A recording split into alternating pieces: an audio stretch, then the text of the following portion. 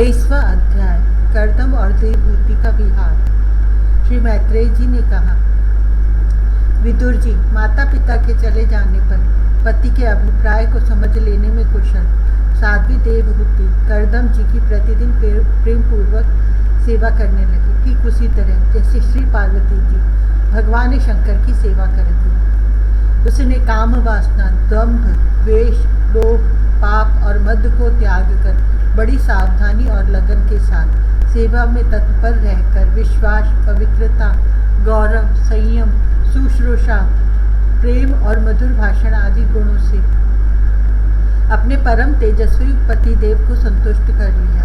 देवहूति समझती थी कि मेरे पति देव देव से भी बढ़कर हैं, इसलिए वह उनसे बड़ी बड़ी आशाएं रखकर उनकी सेवा में लगी रहती थी। इस प्रकार बहुत दिनों तक अपना अनुवर्तन करने वाली उस मनुपुत्री को व्रत आदि का पालन करने से दुर्बल हुई देख देवर्षि श्रेष्ठ कर्दम को दयावश कुछ खेद हुआ और उन्होंने उससे प्रेम गदगद वाणी में कहा। कर्दम जी बोले, मनुनंदिनी, तुमने मेरा बड़ा आदर किया है। मैं तुम्हारी उत्तम सेवा और परम भक्ति से परम संतुष्ट हूँ। सभी देहधारियों को अपना शरीर बहुत प्रिय एवं आदर की वस्तु होता है, किंतु तुमने मेरी सेवा के आगे उसके क्षीण होने की भी कोई परवाह नहीं की। अतः अपने धर्म का पालन करते रहने से मुझे तप, समाधि, उपासना और योग के द्वारा जो भय और शोक से रहित भगवत प्रसाद स्वरूप विभूतियां प्राप्त हुई हैं, उन पर मेरी सेवा के प्रभाव से अब तुम्हारा भी अधिकार हो गया है। मैं तुम्हें दिव्य दृष्टि प्रदान करता हूँ, उसके द्वारा तुम उन्हें देखो। अन्य भोग हैं, वे तो भगवान श्री हरि के भ्रिकुटी विलास मात्र से नष्ट हो जाते हैं, अतः वे इनके आगे कुछ भी नहीं है। तुम मेरी सेवा से भी कृतार्थ हो गई हो। अपने पातिव्रत धर्म का पालन करने से तुम्हें ये दिव्य भोग प्राप्त हो गए हैं, तुम इन्हें भोग सकती हो। हम राजा हैं, हमें सब कुछ सुलभ है। इस प्रकार जो अभिमान आदि विकार हैं, उनके रहते हुए मनुष्यों को इन दिव्य भोगों की दिव्य भोगों की प्राप्ति होनी कठिन है। कर्दम जी के इस प्रकार कहने से अपने पति देव को संपूर्ण योग, माया और विद्याओं में कुशल जानकर उस अबला की सारी चिंता जाती रही। उसका मुख किंचित संकोच भरी चितवन और मधुर मुस्कान से खिल उठा और वह विनय एवं प्रेम से गदगद वाणी में इस प्रकार कहने लगी। देवहूति ने कहा, द्विज श्रेष्ठ स्वामिन, मैं यह जानती हूँ कि कभी निष्फल न होने वाली योग शक्ति और त्रिगुणात्मिका माया पर अधिकार रखने वाले आपको ये सब ऐश्वर्य प्राप्त है। किंतु प्रभु, आपने विवाह के समय जो प्रतिज्ञा की थी कि गर्भाधान होने तक मैं तुम्हारे साथ गृहस्थ सुख का उपभोग करूंगा, उसकी अब पूर्ति होनी चाहिए, क्योंकि श्रेष्ठ पति के द्वारा संतान प्राप्त होना पतिव्रता स्त्री के लिए महान लाभ है। हम दोनों के समागम के लिए शास्त्र के अनुसार जो कर्तव्य हो उसका आप उपदेश दीजिए और उपटन, गंध, भोजन आदि उपयोगी सामग्रियां भी जुटा दीजिए, जिससे मिलन की इच्छा से अत्यंत दीन दुर्बल हुआ मेरा यह शरीर आपके अंग संग के योग्य हो जाए, क्योंकि आपकी ही बढ़ाई हुई काम वेदना से मैं पीड़ित हो रही हूँ। स्वामिन, इस कार्य के लिए एक उपयुक्त भवन तैयार हो जाए, इसका भी विचार कीजिए। मैत्रेय जी कहते हैं, विदुर जी, कर्दम मुनि ने अपनी प्रिया की इच्छा पूर्ण करने के लिए उसी समय योग में स्थित होकर एक विमान रचा, जो इच्छानुसार सर्वत्र जा सकता था। यह विमान सब प्रकार के इच्छित भोग सुख प्रदान करने वाला, अत्यंत सुंदर, सब प्रकार के रत्नों से युक्त, सब संपत्तियों की उत्तरोत्तर वृद्धि से संपन्न तथा मणिमय खंभों से सुशोभित था। वह सभी ऋतुओं में सुखदायक था और उसमें जहाँ तहाँ सब प्रकार की दिव्य सामग्रियां रखी हुई थी तथा उसे चित्र विचित्र रेशमी झंडियों और पताकाओं से खूब सजाया गया था। जिन पर भ्रमर गण मधुर गुंजार कर रहे थे, ऐसे रंग बिरंगे पुष्पों की मालाओं से तथा अनेक प्रकार के सूती और रेशमी वस्त्रों से वह अत्यंत शोभायमान हो रहा था। एक के ऊपर एक बनाए हुए कमरों में अलग अलग रखी हुई शैया, पलंग, पंखे और आसनों के कारण वह बड़ा सुंदर जान पड़ता था। जहां तहां दीवारों में की हुई शिल्प रचना से उसकी अपूर्व शोभा हो रही थी। उसमें पन्ने का फर्श था और बैठने के लिए मूंगे की वेदियां बनाई गई थी। मूंगे की ही देहलियां थी। उसके द्वारों में हीरे के कबाड़ थे और तथा इंद्र नीलमणि के शिखरों पर सोने की कलश रखे हुए थे। उसकी हीरे की दीवारों में बढ़िया लाल जड़े हुए थे, जो ऐसे जान पड़ते थे मानो विमान की आंखें हों, तथा उसे रंग बिरंगे चंदोवे और बहुमूल्य सुंदर सुनहरी बंधनवारों से सजाया गया था। उस विमान में जहां तहां कृत्रिम हंस और कबूतर आदि पक्षी बनाए गए थे, जो बिल्कुल सजीव से मालूम पड़ते थे। उन्हें अपना सहजातीय समझकर बहुत से हंस और कबूतर उनके पास बैठ बैठकर अपनी बोली बोलते थे। उसमें सुविधानुसार क्रीड़ा स्थली, शयन गृह, बैठक आंगन और चौक आदि बनाए गए थे, जिनके कारण वह विमान स्वयं करदम जी को भी विस्मृत कर रहा था। ऐसे सुंदर घर को भी जब देवहूति ने बहुत प्रसन्न चित्त से नहीं देखा, तो सबके आंतरिक भाव को परख लेने वाले करदम जी ने स्वयं ही कहा, भीरू, तुम इस बिंदु सरोवर में स्नान करके विमान पर चढ़ जाओ। यह विष्णु भगवान का रचा हुआ तीर्थ मनुष्यों को सभी कामनाओं की प्राप्ति कराने वाला है। कमल लोचना देवहूति ने अपने पति की बात मानकर सरस्वती के पवित्र जल से भरे हुए उस सरोवर में प्रवेश किया। उस समय वह बड़ी मैली कुचैली साड़ी पहने हुए थी। उसके सिर के बाल चिपक जाने से उनमें लटे पड़ गई थी और शरीर में मैल जम गया था तथा स्तन कांतिहीन हो गए थे।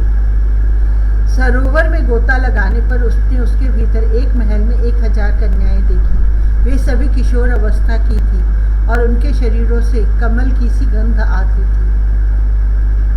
देवहूति को देखते ही वे सब स्त्रियां सहसा खड़ी हो गई और हाथ जोड़कर कहने लगी, हम आपकी दासियां हैं, हमें आज्ञा दीजिए, आपकी क्या सेवा करें। विदुर जी, तब स्वामिनी को सम्मान देने वाली उन रमणियों ने बहुमूल्य मसालों तथा गंध आदि से मिश्रित जल के द्वारा मनस्विनी देवहूति को स्नान कराया तथा उसे 2 नवीन और निर्मल वस्त्र पहनने को दिए।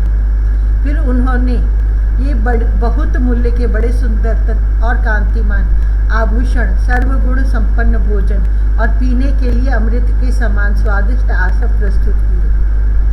अब देवहूति ने दर्पण में अपना प्रतिबिंब देखा तो उसे मालूम हुआ कि वह भांति भांति के सुगंधित फूलों के हारों से विभूषित है, स्वच्छ वस्त्र धारण किए हुए हैं। उसका शरीर भी निर्मल और कांतिमान हो गया है तथा उन कन्याओं ने बड़े आदर पूर्वक उसका मांगलिक श्रृंगार किया। उसे सिर से स्नान कराया गया है। स्नान के पश्चात अंग अंग में सब प्रकार के आभूषण सजाए गए हैं तथा उसके गले में हार हुमिये, हाथों में कंकन और पैरों में छमछमाते हुए सोने के पायजेब सुशोभित है। कमर में पड़ी हुई सोने की रत्न जटित करधनी से, बहुमूल्य मणियों के हार से और अंग अंग में लगे हुए कुमकुम आदि मंगल द्रव्यों से उसकी अपूर्व शोभा हो रही है। उसका मुख सुंदर दंतावली, मनोहर भुएं, कमल की कली से स्पर्धा करने वाले प्रेम कटाक्षमय सुंदर नेत्र और नीली अलकावली से बड़ा ही सुंदर जान पड़ता है। विदुर जी, जब देवहूति ने अपने प्रिय पतिदेव का स्मरण किया तो अपने को सहेलियों के सहित वहीं पाया जहाँ प्रजापति करदम जी विराजमान थे। उस समय अपने को सहस्रों स्त्रियों के साथ अपने प्राणनाथ के सामने देख और उसे उनके योग का प्रभाव समझकर देवहूति को बड़ा विस्मय हुआ। शत्रु विजयी विदुर, जब करदम जी ने देखा कि देवहूति का शरीर स्नान करने से अत्यंत निर्मल हो गया है और विवाह काल से पूर्व उसका जैसा रूप था उसी रूप को पाकर वह अपूर्व शोभा से संपन्न हो गई है। उसका सुंदर वक्षः स्थल चोली से ढका हुआ है। हजारों विद्याधरियाँ उसकी सेवा में लगी हुई हैं तथा उसके शरीर पर बढ़िया बढ़िया वस्त्र शोभा पा रहे हैं। तब उन्होंने बड़े प्रेम से उसे विमान पर चढ़ाया। उस समय अपने प्रिया के प्रति अनुरक्त होने पर भी कर्दम जी की महिमा मन और इंद्रियों पर प्रभुता कम नहीं हुई। विद्याधरियाँ उनके शरीर की सेवा कर रही थी। खिले हुए कुमुद के फूलों से श्रृंगार करके अत्यंत सुंदर बने हुए वे विमान पर इस प्रकार शोभा पा रहे थे मानो आकाश में तारागण से घिरे हुए चंद्रदेव विराजमान हो। उस विमान पर निवास कर उन्होंने दीर्घ काल तक कुबेर जी के समान मेरु पर्वत की घाटियों में विहार किया। वे घाटियां 8 लोकपालों की विहार भूमि है। इनमें काम देव को बढ़ाने वाली शीतल मंद सुगंध वायु चलकर इनकी कमनीय शोभा का विस्तार करती है तथा श्री गंगा जी के स्वर्गलोक से गिरने की मंगलमय ध्वनि निरंतर गूंजती रहती है। उस समय भी दिव्य विद्याधरियों का समुदाय उनकी सेवा में उपस्थित था और सिद्धगण वंदना किया करते थे। इसी प्रकार प्राण प्रिय देवहूति के साथ उन्होंने वैश्रम्भक, सुरसन, नंदन, पुष्पभद्र और चैत्र रथ आदि अनेकों देवोद्यानों तथा मानस सरोवर में अनुराग पूर्वक विहार किया। उस कांतिमान और इच्छानुसार चलने वाले श्रेष्ठ विमान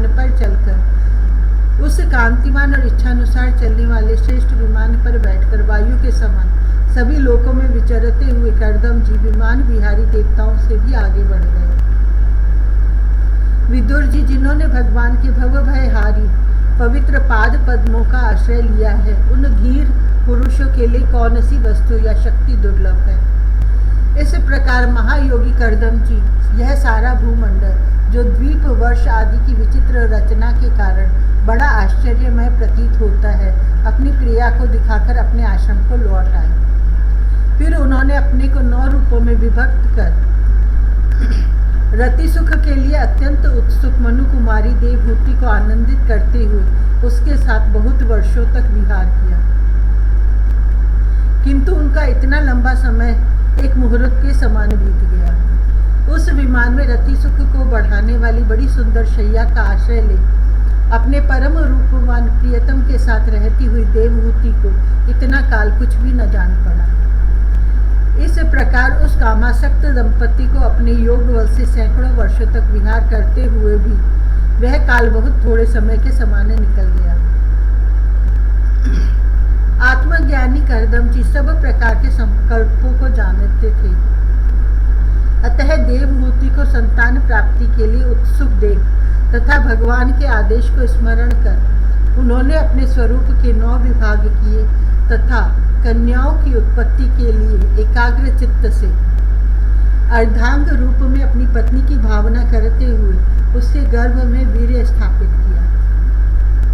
इससे देवहूति के एक ही साथ 9 कन्याएं पैदा हुई। वे सभी सर्वांग सुंदरी थी और उनके शरीर से लाल कमल की सी सुगंध निकलती थी। इसी समय शुद्ध स्वभाव वाली सती देवहूति ने देखा कि पूर्व प्रतिज्ञा के अनुसार उसके पतिदेव संन्यास आश्रम ग्रहण करके वन को जाना चाहते हैं, तो उसने अपने आंसुओं को रोककर ऊपर से मुस्कुराते हुए व्याकुल एवं संतप्त हृदय से धीरे धीरे अति मधुर वाणी में कहा। उस समय वह सिर नीचा किए हुए अपने नख मणिमंडित चरण कमल से पृथ्वी को कुरेद रही थी। देवहूति ने कहा, भगवान, आपने जो कुछ प्रतिज्ञा की थी वह सब तो पूर्णतः निभा दी, तो अभी मैं आपकी शरणागत हूँ, अतः आप मुझे अभय दान और दीजिए। ब्राह्मण, इन कन्याओं के लिए योग्य वर खोजने पड़ेंगे और आपके वन को चले जाने के बाद मेरे जन्म मरण रूप शोक को दूर करने के होना चाहिए। प्रभु, अब तक परमात्मा से विमुख रहकर मेरा जो समय इंद्रिय सुख भोगने में बीता है वह तो निरर्थक ही गया। आपके परम प्रभाव को न जानने के कारण मैंने इंद्रियों के विषयों में आसक्त रहकर आपसे अनुराग किया, तथापि यह भी मेरे संसार भय को दूर करने वाला ही होना चाहिए। अज्ञानवश असत पुरुषों के साथ किया हुआ जो संसार बंधन का कारण होता है, वही सत्पुरुषों के साथ किए जाने पर असंगता प्रदान करता है। संसार में जिस पुरुष के कर्मों से न तो धर्म का संपादन होता है, न वैराग्य उत्पन्न होता है और न भगवान की सेवा ही संपन्न होती है, वह पुरुष जीते ही मुर्दे के समान है। अवश्य ही मैं भगवान की माया से बहुत ठगी गई, जो आप जैसे मुक्तिदाता पतिदेव को पाकर भी मैंने संसार बंधन से छूटने की इच्छा नहीं की।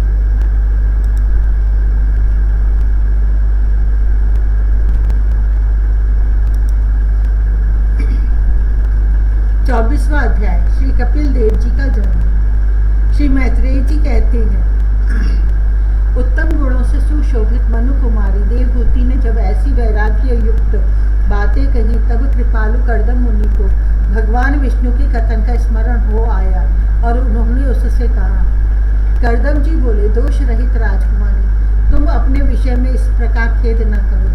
तुम्हारे गर्भ में अविनाशी भगवान विष्णु शीघ्र ही पधारेंगे। प्रिय, तुमने अनेक प्रकार के व्रतों का पालन किया है, अतः तुम्हारा कल्याण होगा। अब तुम संयम, नियम, तप और दान आदि करती हुई श्रद्धा पूर्वक भगवान का भजन करो। इस प्रकार आराधना करने पर श्री हरि तुम्हारे गर्भ से अवतीर्ण होकर मेरा यश बढ़ावेंगे और ब्रह्म ज्ञान का उपदेश करके तुम्हारे हृदय की अहंकारमयी ग्रंथि का छेदन करेंगे। श्री मैत्रेय जी कहते हैं, विदुर जी, प्रजापति कर्दम के आदेश में गौरव बुद्धि होने से देवहूति ने उस पर पूर्ण विश्वास किया और वह निर्विकार जगत गुरु भगवान श्री पुरुषोत्तम की आराधना करने लगी। इस प्रकार बहुत समय बीत जाने पर भगवान मधुसूदन कर्दम जी के वीर्य का आश्रय ले उसके गर्भ से इस प्रकार प्रकट हुए जैसे काष्ठ में से अग्नि। उस समय आकाश में मेघ जल बरसाते हुए गरज गरज कर बाजे बजाने लगे, गंधर्व गण गान करने लगे और अप्सराएं आनंदित होकर नाचने लगी। आकाश से देवताओं के बरसाए हुए दिव्य पुष्पों की वर्षा होने लगी। सब दिशाओं में आनंद छा गया, जलाशयों का जल निर्मल हो गया और सभी जीवों के मन प्रसन्न हो गए। इसी समय सरस्वती नदी से घिरे हुए कर्दम जी के उस आश्रम में मरीचि आदि मुनियों के सहित श्री ब्रह्मा जी आए। शत्रुदमन विदुर जी, स्वतः सिद्ध ज्ञान से संपन्न अजन्मा ब्रह्मा जी को यह मालूम हो गया था कि साक्षात पर ब्रह्म भगवान विष्णु सांख्य शास्त्र का उपदेश करने के लिए अपने विशुद्ध सत्वमय अंश से अवतीर्ण हुए हैं। अतः भगवान ने जिस कार्य को करना चाहते थे उसका उन्होंने विशुद्ध चित्त से अनुमोदन एवं आदर किया और अपनी संपूर्ण इंद्रियों से प्रसन्नता प्रकट करते हुए कर्दम जी से इस प्रकार कहा। श्री ब्रह्मा जी ने कहा, प्रिय कर्दम, तुम दूसरों को मान देने वाले हो। तुमने मेरा सम्मान करते हुए जो मेरी आज्ञा का पालन किया है, इससे तुम्हारे द्वारा निष्कपट भाव से मेरी पूजा संपन्न होगी। पुत्रों को अपने पिता की सबसे बड़ी सेवा यही करनी चाहिए कि जो आज्ञा, ऐसा कहकर आदर पूर्वक उनके आदेश को स्वीकार करें। बेटा, तुम सभ्य हो, तुम्हारी ये सुंदरी कन्याएं अपने वंशों द्वारा इस सृष्टि को अनेक प्रकार से बढ़ावेंगी। अब तुम इन मरीचि आदि मुनिवरों को इनके स्वभाव और रुचि के अनुसार अपनी कन्याएं समर्पित करो और संसार में अपना सुयश फैलाओ। मुने, मैं जानता हूँ जो संपूर्ण प्राणियों की निधि है, उनके अभीष्ट मनोरथ पूर्ण करने वाले हैं। वे आदि पुरुष श्री नारायण ही अपनी योग माया से कपिल के रूप में अवतीर्ण हुए हैं। फिर देवहूति से बोले, राजकुमारी, सुनहरे बाल, कमल जैसे विशाल नेत्र और कमलांकित चरण कमलों वाले शिशु के रूप में कैटभासुर को मारने वाले साक्षात श्री हरि ने ही ज्ञान विज्ञान द्वारा कर्मों की वासनाओं का मूलोच्छेदन करने के लिए तेरे गर्भ में प्रवेश किया है। वे ये अविद्या जनित मोह की ग्रंथियों को काटकर पृथ्वी में स्वच्छंद विचरेंगे। ये सिद्ध गणों के स्वामी और सांख्याचार्यों के भी माननीय होंगे। लोक में तेरी कीर्ति का विस्तार करेंगे और कपिल नाम से विख्यात होंगे। श्री मैत्रेय जी कहते, विदुर जी, जगत की सृष्टि करने वाले ब्रह्मा जी उन दोनों को इस प्रकार आश्वासन, नारद और सनक आदि को साथ ले हंस पर चढ़कर ब्रह्मलोक को चले गए। ब्रह्मा जी के चले जाने पर कर्दम जी ने उनके आज्ञानुसार मरीचि आदि प्रजापतियों के साथ अपनी कन्याओं का विधि पूर्वक विवाह कर दिया। उन्होंने अपनी कला नाम की कन्या मरीचि को, अनुसुईया अत्रि को, श्रद्धा अंगिरा को और सब में अपनी आत्मा को ही देखने लगे। उनकी बुद्धि अंतर्मुख एवं शांत हो गई। उस समय धीर कर्दम जी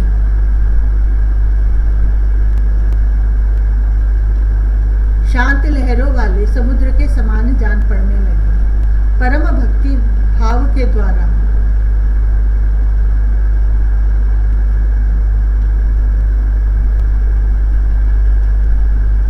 सर्वांतर्यामी सर्वज्ञ श्री वासुदेव में चित्त स्थिर हो जाने से वे सारे बंधनों से मुक्त हो गए। संपूर्ण भूतों में अपने आत्मा श्री भगवान को और संपूर्ण भूतों को आत्मस्वरूप श्री हरि में स्थित देखने लगे। इस प्रकार इच्छा और द्वेष से रहित सर्वत्र समबुद्धि और भगवत भक्ति से संपन्न होकर श्री कर्दम जी ने भगवान का परम पद प्राप्त कर लिया। हवीरभू पुलस्त्य को समर्पित की। पुलह को उनके अनुरूप गति नाम की कन्या दी। क्रतु के साथ परम साध्वी क्रिया का विवाह किया। भृगु जी को ख्याति और वशिष्ठ जी को अरुंधति समर्पित की। अथर्वा ऋषि को शांति नाम की कन्या दी, जिससे यज्ञ कर्म का विस्तार किया जाता है। कर्दम जी ने उन विवाहित ऋषियों का उनकी पत्नियों के सहित खूब सत्कार किया। विदुर जी इस प्रकार विवाह हो जाने पर वे सब ऋषि कर्दम जी की आज्ञा ले अति आनंद पूर्वक अपने अपने आश्रमों को चले गए।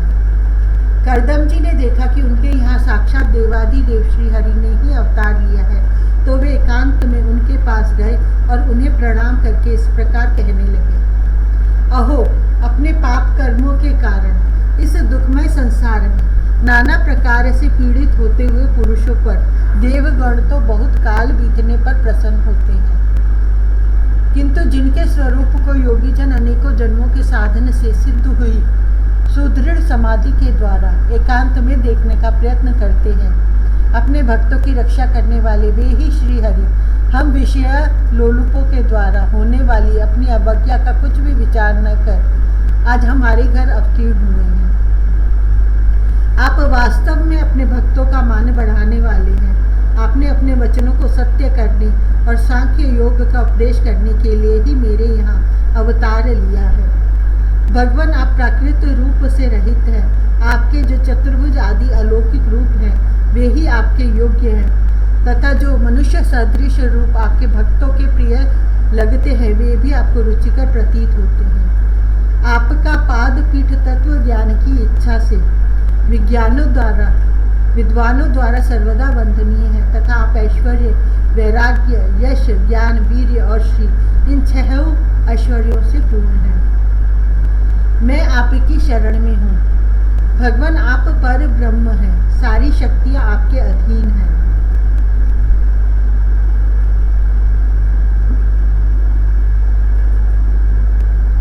भगवान, आप पर ब्रह्म है, सारी शक्तियाँ आपके अधीन है। प्रकृति, पुरुष, महत्त्व, काल, त्रिविध अहंकार, समस्त लोक एवं लोकपालों के रूप में आप ही प्रकट है, तथा आप सर्वज्ञ परमात्मा ही इस सारे प्रपंच को चेतना शक्ति के द्वारा अपने में लीन कर लेते हैं। अतः इन सबसे परे भी आप ही हैं। मैं आप भगवान कपिल की शरण लेता हूँ। प्रभु, आपकी कृपा से मैं तीनों ऋणों से मुक्त हो गया हूँ और मेरे सभी मनोरथ पूर्ण हो चुके हैं। अब मैं संन्यास मार्ग को ग्रहण कर आपका चिंतन करते हुए शोक रहित होकर विचरूंगा।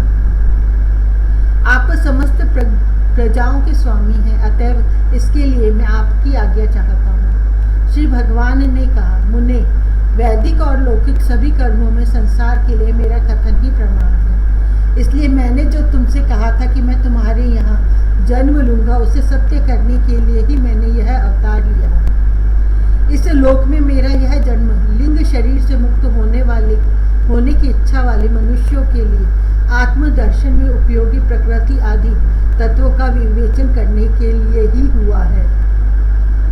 आत्मज्ञान का यह सूक्ष्म मार्ग बहुत समय से लुप्त हो गया है।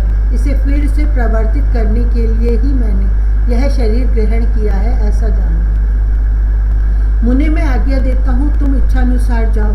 अपने संपूर्ण कर्म मुझे अर्पण करते हुए दुर्जय मृत्यु को जीतकर मोक्ष पद प्राप्त करने के लिए मेरा भजन करो। मैं स्वयं प्रकाश और संपूर्ण जीवों के अंतःकरण में रहने वाला परमात्मा ही हूँ। अतः जब तुम विशुद्ध बुद्धि के द्वारा अपने अंतःकरण में मेरा साक्षात्कार कर लोगे, तब सब प्रकार के शोकों से छूटकर निर्भय पद मोक्ष प्राप्त कर लोगे। माता देवहूति को भी मैं संपूर्ण कर्मों से छुड़ाने वाला आत्मज्ञान प्रदान करूंगा, जिससे यह संसार रूप भय से पार हो जाएंगे। श्री मैत्रेय जी कहते हैं, भगवान कपिल के इस प्रकार कहने पर प्रजापति कर्दम जी उनकी परिक्रमा कर प्रसन्नता पूर्वक वन को चले गए। वहां अहिंसामय संन्यास धर्म का पालन करते हुए वे एकमात्र श्री भगवान की शरण हो गए तथा अग्नि और आश्रम का त्याग करके निसंग भाव से पृथ्वी पर विचरने लगे। जो कार्य कारण से अतीत है, सत्व आदि गुणों का प्रकाशक एवं निर्गुण है और अनन्य भक्ति से ही प्रत्यक्ष होता है, उस पर ब्रह्म में उन्होंने अपना मन लगा दिया। वे अहंकार, ममता और सुख दुख आदि द्वंद्वों से छूटकर समदर्शी, भेद दृष्टि से रहित हो सब में अपने आत्मा को ही देखने लगे। उनकी बुद्धि अंतर्मुख एवं शांत हो गई। उस समय धीर कर्दम जी शांत लहरों वाले समुद्र के समान जान पड़ने लगे। परम भक्ति भाव के द्वारा सर्वांतर्यामी सर्वज्ञ श्री वासुदेव में चित्त स्थिर हो जाने से वे सारे बंधनों से मुक्त हो गए। संपूर्ण भूतों में अपने आत्मा श्री भगवान को देख और संपूर्ण भूतों को आत्मस्वरूप श्री हर में स्थित देखने लगे। इस प्रकार इच्छा और द्वेष से रहित सर्वत्र समबुद्धि और भगवत भक्ति से संपन्न होकर श्री कर्दम जी ने भगवान का परम पद प्राप्त कर लिया।